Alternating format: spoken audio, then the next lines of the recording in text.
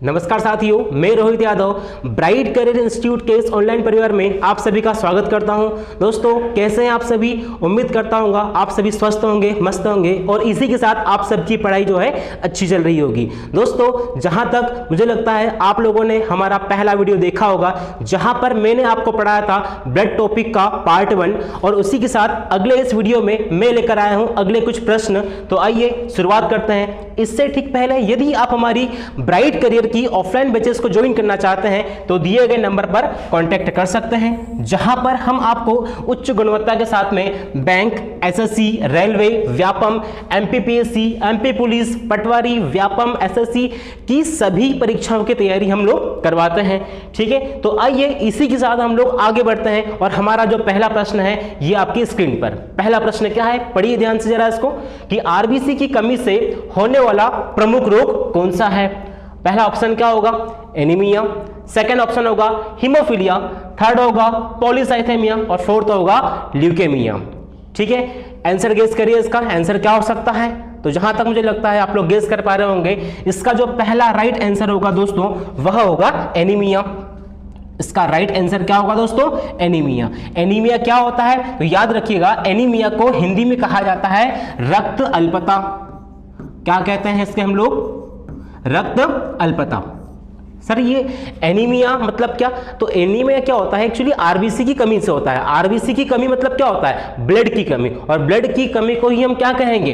रक्त अल्पता। ठीक है सर, ये तो हमने देखा आरबीसी की कमी से, और मान लो आरबीसी बहुत ज्यादा बढ़ गया तो क्या होगा?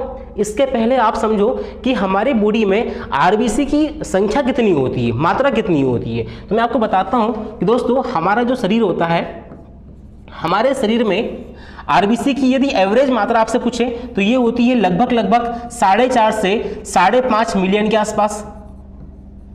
4.5 से 5.5 मिलियन के आसपास आरबीसी की संख्या होती है। ठीक है, यहीं पर यदि आपसे पूछे कि फीमेल्स में सर और मेल्स में क्या संख्या कम ज्यादा होती है क्या?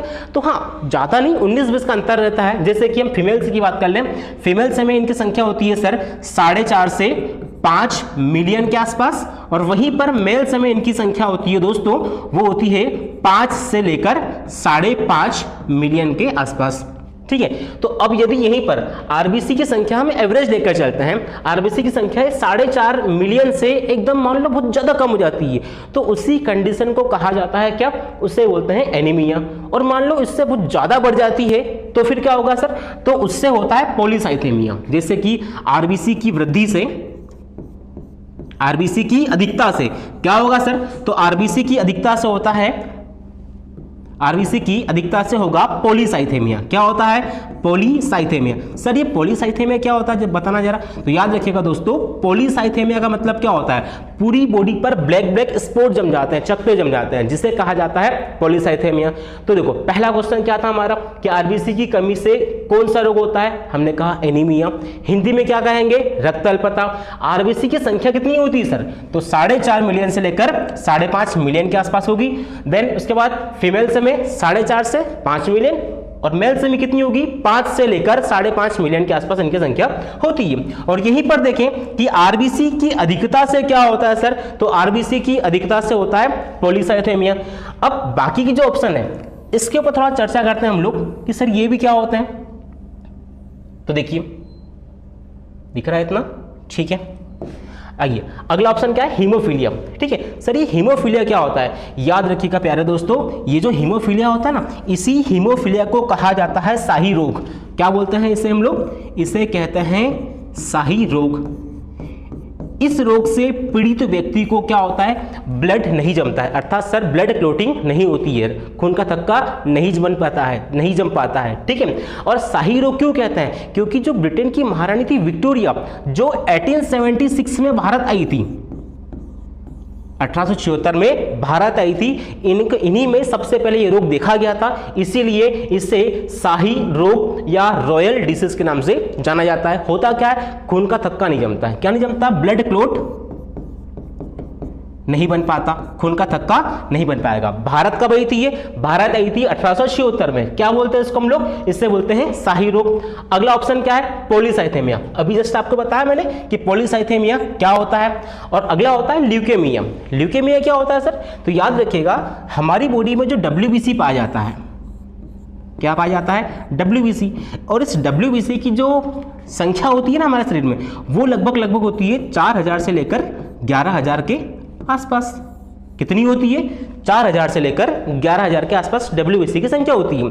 अब यदि क्या होता है, WBC की मात्रा बहुत ज़्यादा बढ़ जाती है, तो उसी कंडीशन को हम लोग बोलते हैं क्या? ल्यूकेमिया, जिसे हम लोग बोल सकते हैं अपनी भाषा में ब्लड कैंसर।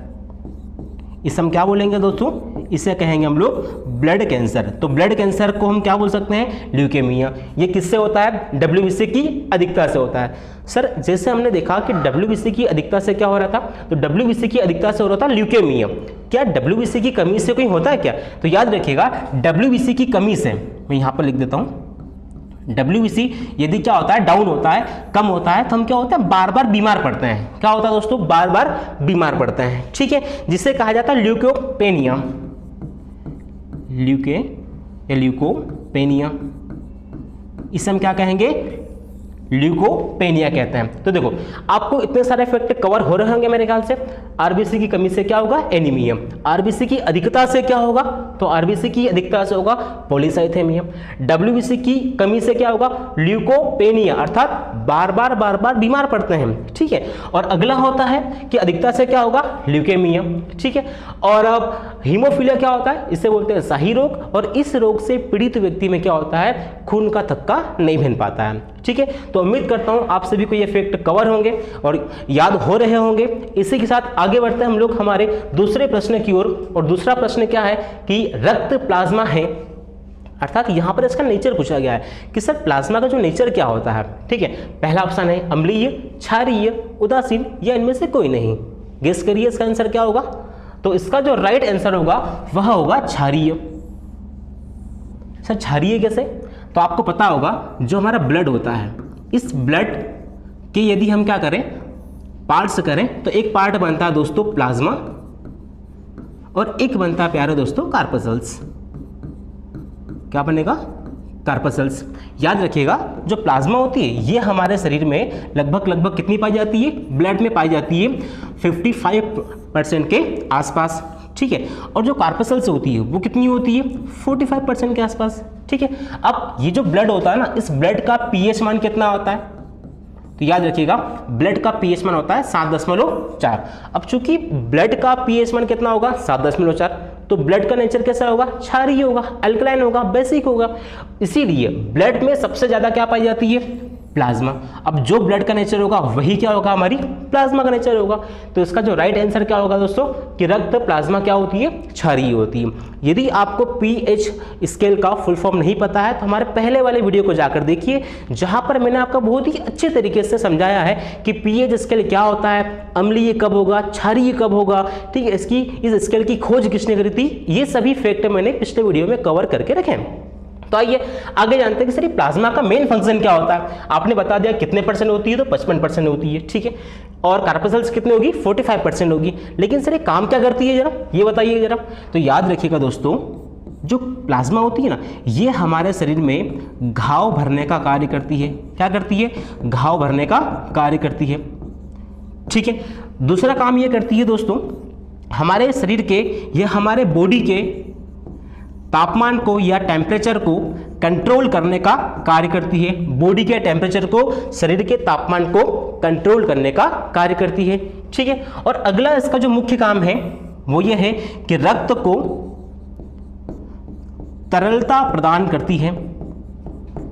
रक्त को क्या प्रदान करती है दोस्तों? तरलता। इसी के कारण तो क्या होता है? रक्त हमारा बह पाता है। अगर रक्त ने दौड़ना बंद कर दिया तो क्या होगा? हम भी दौड़ना बंद कर देंगे। दौड़ना बंद कर देंगे मतलब सर खून जम जाएगा तो हम भी जम जाएंगे। ठीक है, जब तक है जान तब तक अगर दौड़ता रहा तो ठीक है, वरना फिर क्या होगा? ना जान रहेगी ना रक्त दौड़ेगा। ठीक है, तो जब तक खून दौड़ रहा है हम लोग भी दौड़ रहे हैं। जिस दिन इसने दौड़ना बंद कर दिया हम लोग भी दौड़ना क्या कर देंगे?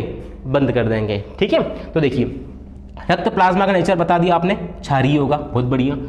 ब्लड जो है दो चीज़ों से मिलकर बना है, प्लाज्मा और कार्पसल्स, ये भी ठीक है। कितना परसेंट होगा?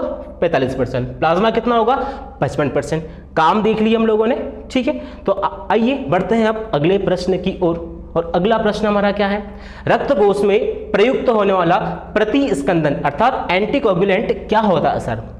ठीक है, समझाता हूं कि इससे पहले आप ऑप्शन पढ़िए। पहला ऑप्शन क्या है? Sodium hydroxide. सेकंड ऑप्शन है सोडियम क्लोराइड। थर्ड है सोडियम ऑक्जेलेट और फोर्थ होगा सोडियम बाइकार्बोनेट। ठीक है, तो इसका जो राइट आंसर होगा वह होगा सोडियम ऑक्जेलेट। इसका जो राइट आंसर क्या होगा दोस्तों? सोडियम ऑक्जेलेट होगा। सर सोडियम ऑक्जेलेट, इससे पहले आप समझो कि सर ये प्रतिस्कंदन क्या होता है। कभी आप लोगों ने एक चीज नोटिस करी होगी कि क्या होता है, जैसे आपको चोट लगी तो चोट लगने वाले स्थान से क्या होता है? ब्लड निकलता है, और जैसे ही ब्लड निकला तो वो ब्लड क्या होता है? नीचे उसकी बूंद धरती पर जाकर या जमीन पर जाकर जो भी सरफेस होती है उस पर जाकर गिरता है, और हम देखते हैं कि 2-5 मिनट के बाद क्या होता है? वो खून जम जाता है। ठीक है, तो सर जब हम ब्लड डोनेट करते हैं, ठीक है, जब ब्लड डोनेट किया आपने तो क्या होता है? डॉक्टर आते हैं भैया, है ना, इंजेक्शन लगाते हैं, और वही क्या होता है? एक सलाइन के द्वारा, एक पाइप के द्वारा एक पाउच में ब्लड जाता है। तो सर ब्लड बैंक में ब्लड क्यों नहीं जमता है? तो याद रखिएगा दोस्तों, जब भी आप लोगों ने ब्लड डोनेट किया होगा ना, तो क्या होता है? उस पाउच में एक छोटा मतलब पतला सा लिक्विड होता है, उसी लिक्विड को कहा जाता है सोडियम ऑक्जेलेट। क्या बोलते हैं? सोडियम ऑक्जेलेट, जो शरीर से बाहर खून को जमने से रोकता है। वरना हम जो खून दान करते जाएंगे वो तो जमते जाएगा, वेस्ट हो जाएगा, कुछ काम में आएगा क्या? नहीं आएगा। इसीलिए शरीर के बाहर खून को जमने से रोकने के लिए किसका यूज किया जाता है? तो उसे बोलते हैं प्रतिस्कंदन। उसका आंसर क्या होगा? उसका आंसर होगा सोडियम ऑक्जेलेट। ठीक है, और याद रखिएगा, यदि आपको ऑप्शन में सोडियम ऑक्जेलेट नहीं दिखता है तो इसका राइट आंसर जो होगा वह सोडियम साइट्रेट भी हो सकता है। क्या हो सकता है दोस्तों? Sodium citrate. ठीक है, सोडियम साइट्रेट या सोडियम ऑक्जेलेट। ठीक है, ये तो हमने बात करी सर कि हमने जो बनाया है, लेकिन क्या हमारे शरीर में भी कोई ऐसा प्रतिस्कंदन पाया जाता है क्या? तो बिल्कुल पाया जाता है। क्या पाया जाता है सर? हमारी बॉडी में क्या होता है? एंटी ब्लड क्लोटिंग एजेंट पाया जाता है, जो क्या करता है? हमारे शरीर के अंदर सामान्य अवस्था में खून को जमने से रोकता है, और उसका नाम क्या होता है? तो उसका नाम होता है दोस्तों हेपेरिन। याद करिए, पिछले वीडियो में मैंने आपके इसके बारे में बताया था कि हेपेरिन कहाँ बनता है। तो याद रखिएगा, हेपेरिन बनता है कहाँ पर? लीवर में। और ये ब्लड क्लोटिंग क्या होता है सर? तो जब भी चोट लगती है तो चोट लगे वाले स्थान पर क्या होता है? 2 से 5 मिनट के अंतराल में एक खून का थक्का जम जाता है, जहां पर काली काली पपड़ी जम जाती है। ठीक है, तो क्या होता है? हमारे शरीर में सामान्य अवस्था में खून को जमने से कौन रोकेगा? तो उसको रोकता है हेपेरिन, और ये कहाँ बनता है? लीवर में। जबकि सर ब्लड बैंक में हम क्या यूज करते हैं? तो वहां यूज करते हैं सोडियम ऑक्जेलेट। क्या यूज करेंगे? Sodium citrate. ठीक है दोस्तों, आइए बढ़ते हैं हम अगले प्रश्न की ओर। और अगला प्रश्न जो है बहुत शानदार प्रश्न है। क्या है कि सबसे बड़ी WBC है। याद रखना, यहां पर ब्लड सेल्स नहीं पूछी, यहां पर क्या पूछा है? सबसे बड़ी WBC क्या होगी? तो याद रखिएगा, सबसे बड़ी WBC, पहला ऑप्शन पढ़िए शांति से आप लोग, बेसोफिल, इयोसिनोफिल, न्यूट्रोफिल और मोनोसाइट। तो इसका जो राइट आंसर होगा वह होगा, क्या होगा? मोनोसाइट होगा। ठीक है, तो सबसे बड़ी WBC क्या होती है? सबसे बड़ी WBC होगी दोस्तों मोनोसाइट। ठीक है सर, WBC क्या होती है? तो आपको बता चुका हूं पहले से पिछले वीडियो में मैं कि WBC का फुल फॉर्म होता है व्हाइट ब्लड सेल्स। ठीक है, जो क्या करती है? हमारे शरीर को रोग प्रतिरोधक क्षमता प्रदान करती है। क्या प्रदान करती है? रोग प्रतिरोधक क्षमता प्रदान करती है। ठीक है, और याद करो, इसी को हमने कहा था हमारे शरीर का सोल्जर और बॉडीगार्ड कहा था ना। ठीक है, आइए तो आगे देखते हैं WBC के कितने प्रकार होते हैं सर? WBC के 5 प्रकार होते हैं। कितने प्रकार होंगे? 5 प्रकार होते हैं। कौन कौन से होते हैं? तो देखो, सबसे पहले होता है बेसोफिल।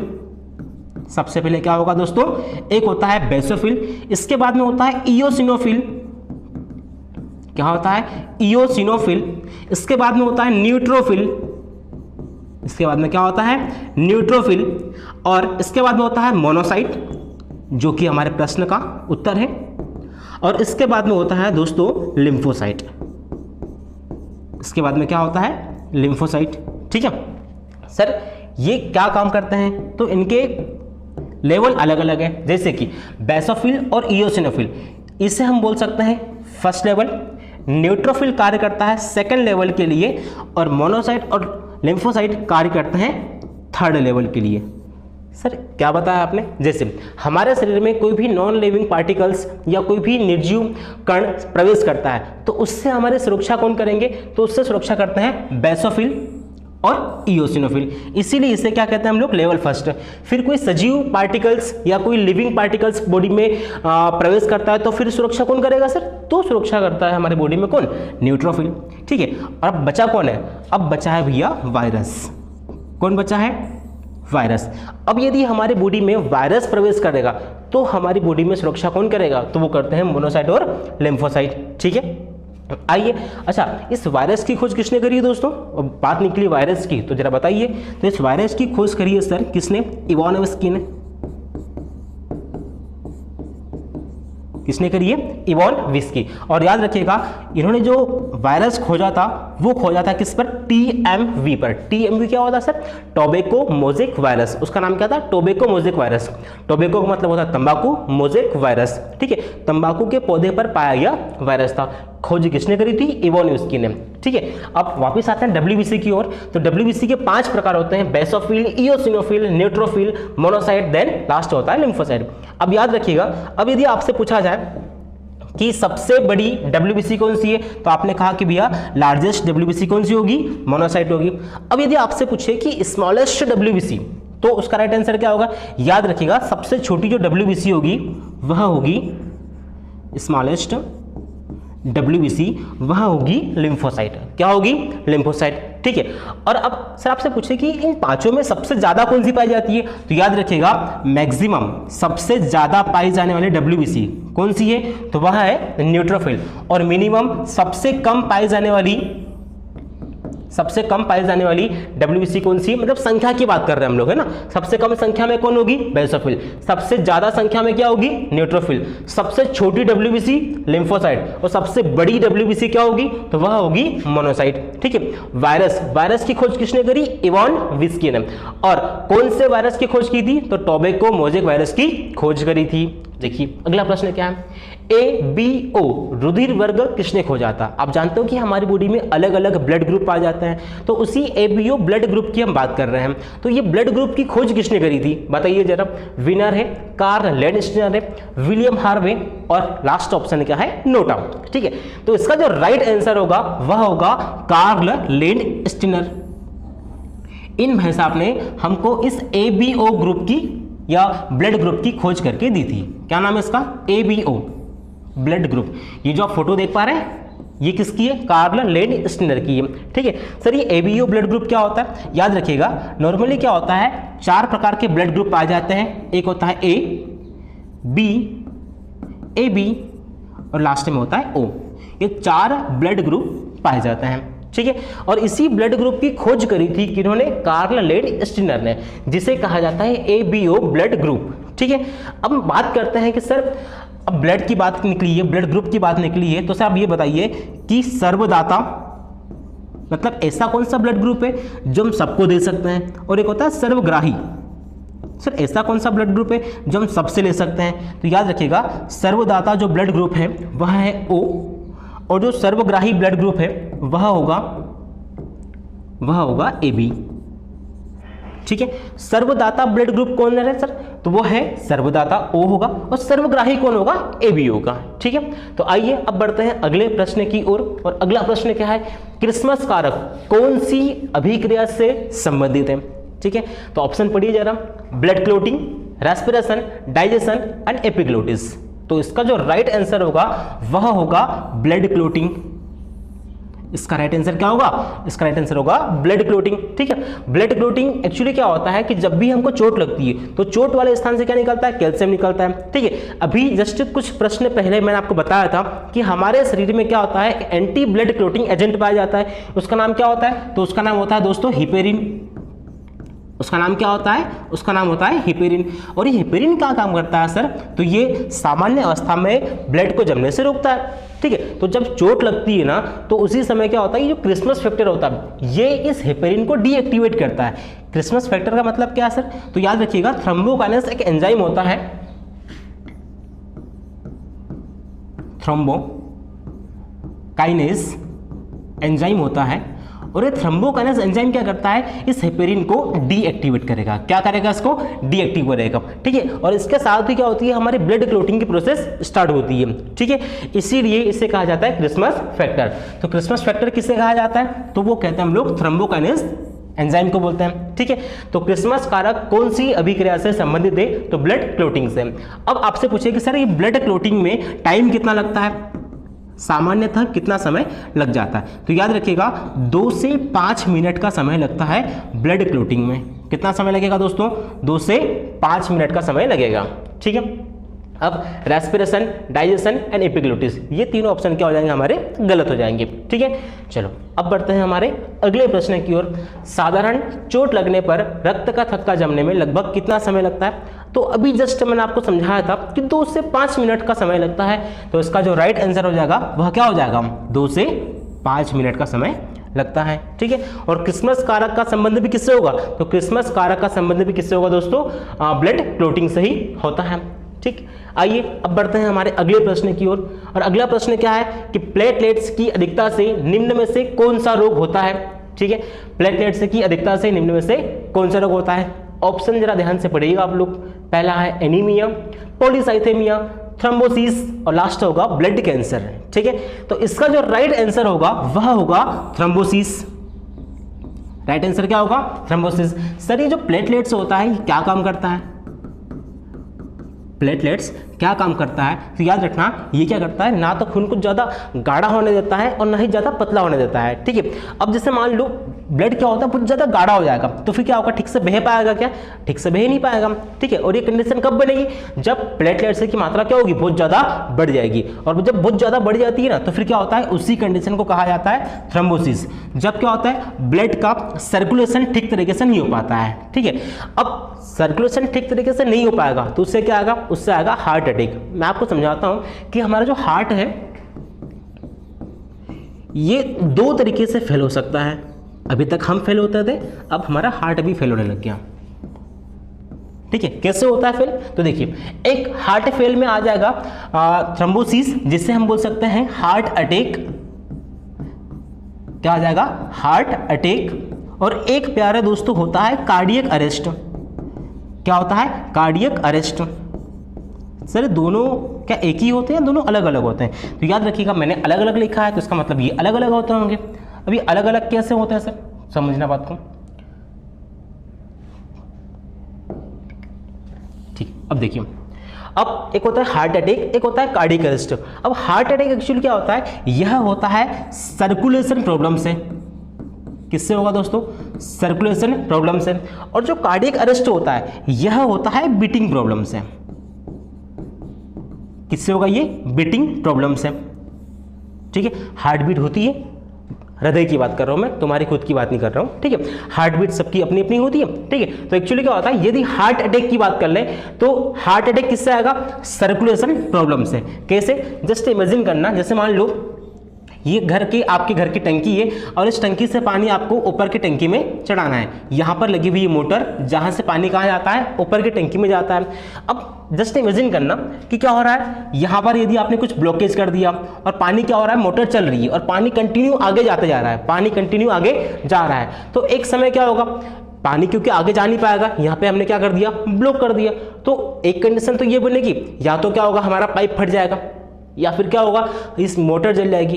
तो इसी प्रकार जो हमारा हार्ट होता है ना, ये क्या करता है, कंटिन्यू पंपिंग करने का कार्य करता है। और पंपिंग करते करते यदि ब्लड का फ्लो ठीक तरीके से नहीं हो पाता है तो फिर क्या होता है, उसी से आता है हार्ट अटैक। अर्थात सर्कुलेशन प्रॉब्लम से जो हार्ट फेल होता है उसे कहा जाता है क्या, उसे कहा जाता है हार्ट अटैक, ठीक है। लेकिन बीटिंग प्रॉब्लम से, ठीक है, धड़कन से, बीटिंग प्रॉब्लम से जो हार्ट फेल होता है उसे कहा जाता है क्या, उसे कहा जाता है कार्डियक अरेस्ट, ठीक है। इसके पिछले प्रश्न में बताया था एनीमिया क्या होता है, तो आरबीसी की कमी से होता है, ठीक है। पॉलीसाइथेमिया आरबीसी की अधिकता से होता है। और ब्लड कैंसर आप जानते ही हो, जिसे हम ल्यूकेमिया कहते हैं, और डब्ल्यूबीसी की अधिकता से होता है, ठीक। तो आइए हम बढ़ते हैं हमारे अगले प्रश्न की ओर। और अगला प्रश्न क्या है कि मनुष्य में सामान्य रक्तचाप होता है, अर्थात यहाँ पर हमसे पूछा गया है ब्लड प्रेशर का, कि एक नॉर्मल कंडीशन में एक स्वस्थ व्यक्ति का ब्लड प्रेशर कितना होता है।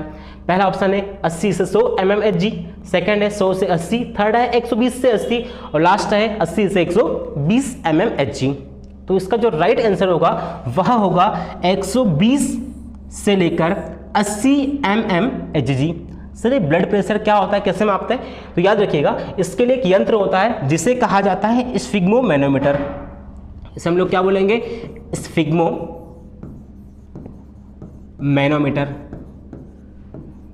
इसे क्या बोलते हैं? स्फिग्मोमैनोमीटर बोलते हैं। ठीक है, अब सर ये कैसे काम करता है, क्या होता है? तो याद रखिएगा इसमें क्या होता है, बीच में मरकरी पारा भरा होता है, Hg लिखा ना हम लोगों ने, पारा भरा होता है। ठीक है, आपने देखा होगा पहले क्या होती थी, एक मशीन आती थी, एक पट्टा होता था जो हाथ पर बांधा जाता था, फिर एक क्या होता था, उससे हम पंप करते थे।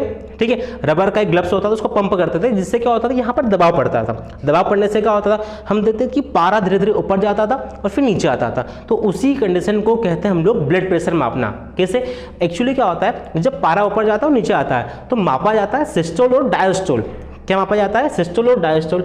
ये क्या होता है, तो समझना बात को। एक्चुअली क्या होता है, हमारा जो हार्ट होता है, ठीक है, जैसे जस्ट इमेजिन करना हमारे हार्ट का साइज या शेप कैसे होता है, जो आप लोग सोच पा रहे हैं वैसा तो बिल्कुल भी नहीं होता है। ठीक है, याद रखना जो हमारी फिस्ट शेप होती है, बंद मुट्ठी जो होती है, उस बंद मुट्ठी के आकार का क्या होता है, हमारा हार्ट होता है। ठीक है, बाकी तो लोगों ने इसको बेचारे को बहुत ज़्यादा बदनाम करके रखा है। ठीक है, इस प्रकार से क्या होता है, हमारे हार्ट का शेप होता है। ठीक है, जहाँ पर यहाँ पर होते हैं ट्राइकस्पिड वाल्व और यहाँ पर होते हैं क्या, बाइकस्पिड वाल्व।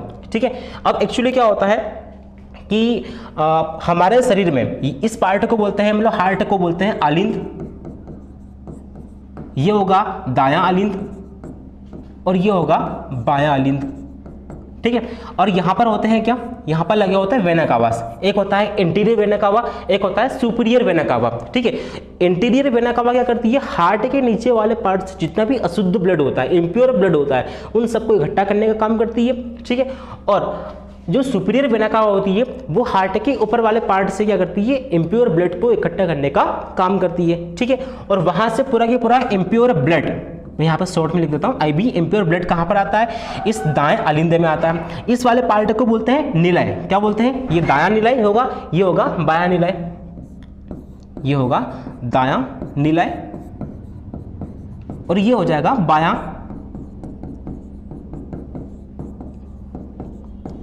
निलय। ठीक है, अब होता क्या है कि इसी जो हमारा दायां अलिंद है, इस दाएं अलिंद से क्या होता है, इम्प्योर ब्लड कहाँ पर आता है, दाएं निलय में आता है। यहाँ पर होता है एक अर्धचंद्राकार कपाट जहाँ से पूरा ब्लड कहाँ पे आता है, इसे हम थोड़ा सा नीचे कर लेते हैं ताकि आप अच्छे से समझ पाओगे। 2 मिनट रुको, ये हो नहीं पा रहा है, चलो यही समझ लो आप लोग इसको। क्या होगा, जैसे कि मान लो अब ये जो होता है यहाँ पे क्या होता है, अर्धचंद्राकार कपाट होता है। इस अर्धचंद्राकार कपाट से क्या होता है, पूरा ब्लड कहाँ पर जाता है, ये ब्लड जाता है कहाँ पर, लंग्स में। कहाँ पर जाएगा, लंग्स में। किसके माध्यम से जाता है, तो सर यहाँ पर होती है फुफ्फुस धमनी। क्या होती है, फुफ्फुस धमनी, जिसे बोलते हैं हम लोग पल्मोनरी आर्टरी बोलते हैं। यहाँ से क्या होता है, यहाँ पर CO2 बाहर निकल जाती है और अंदर क्या आ जाती है, ऑक्सीजन, और यहीं से फिर ब्लड क्या होता है, फुफ्फुस शिरा के माध्यम से आता है कहाँ पे, बाएं अलिंद में। बाएं अलिंद से आता है कहाँ पर, हमारे बाएं निलय में, और बाएं निलय में आने के साथ क्या होता है दोस्तों, यहाँ से ओटा के माध्यम से, यहाँ पर क्या होती है, ओटा, यहाँ पर क्या होती है, ओटा, AORTA, जिसे बोलते हैं हम लोग महाधमनी। इस ओटा के माध्यम से क्या होता है, पूरा की पूरा ब्लड हमारी बॉडी में फ्लो होता है। तो एक्चुअली क्या होता है, इस हार्ट का काम क्या होता है, कॉन्ट्रैक्ट होना, रिलैक्स होना, कॉन्ट्रैक्ट होना, रिलैक्स होना। तो जब हार्ट कॉन्ट्रैक्ट और रिलैक्स होता है, कॉन्ट्रैक्ट और रिलैक्स होता है, इस प्रकार से कॉन्ट्रैक्ट और रिलैक्स होगा, तो इस कंडीशन में क्या होता है, अब यहाँ से जो प्योर ब्लड होता है, प्योर ब्लड, वह कहाँ पे आता है, बाइकस्पिड वाल्व से इस हमारे बाएं निलय में आएगा।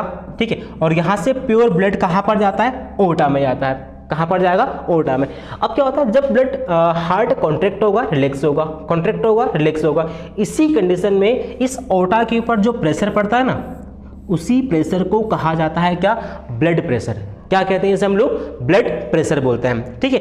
और एक्चुअली क्या होता है कि जब हार्ट कॉन्ट्रैक्ट होगा, मतलब हार्ट क्या होगा, सिकुड़ेगा, कॉन्ट्रैक्ट होगा, तब उस समय क्या होगी, हमारी ओर्टा क्या होती है, एक्सपेंड होती है। ओर्टा क्या होती है, एक्सपेंड होती है, ठीक है, मतलब ओर्टा हमारी फैलेगी। और जब हार्ट वापस रिलैक्स होगा तो क्या होती है, ओर्टा भी रिलैक्स हो जाती है, मतलब अपनी वापस पुनः अवस्था में आ जाती है, ठीक है, जिसे सिस्टोल और डायस्टोल कहा जाता है दोस्तों, ठीक है। तो उम्मीद करता हूं आप समझ गए होंगे कि ब्लड प्रेशर क्या होता है। बाकी अगले वीडियो में मैं आपके लिए ब्लड सर्कुलेशन से पूरे क्वेश्चंस जो विगत परीक्षाओं में पूछे गए हैं वो लेकर आऊंगा, ठीक है, जहां पर और अच्छे से हम समझने का इसको प्रयास करेंगे, ठीक है।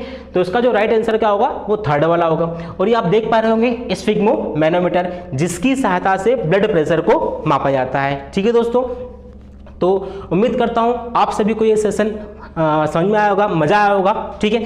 और इसी के साथ यदि आप हमारे इस प्रकार के और वीडियो आगे कंटिन्यू देखना चाहते हैं तो हमारे इस चैनल को लाइक करें, शेयर करें और सब्सक्राइब करें। Thank you.